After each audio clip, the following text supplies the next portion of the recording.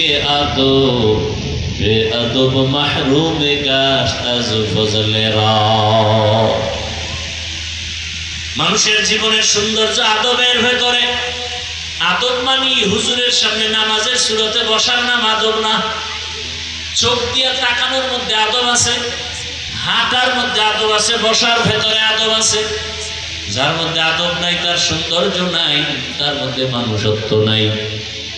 ওই মুশরিক বেঈমানেরা নবীকে খামোখা প্রশ্ন করত উল্টা পাল্টা নবীকে আটকানোর জন্য, কিন্তু আল্লাহ যার ইজ্জতের হেফাজতের গ্যারান্টি দিচ্ছেন তাকে আবার আটকাবে কে? আল্লাহ বলেন কোরআন হেফাজতের জিম্মা যেমন আমি আল্লাহর হাতে, মুহাম্মদেরও হেফাজতের জিম্মা আমি আল্লাহর হাতে। ওয়াল্লাহু ইয়াসিমুকা মিনান নাস। আল্লাহ কোরআনে বলেন হে রাসূল আমি আপনাকে হেফাজত করব দুশমন থেকে, কোনো ভয় নাই, পেরেশানি নাই।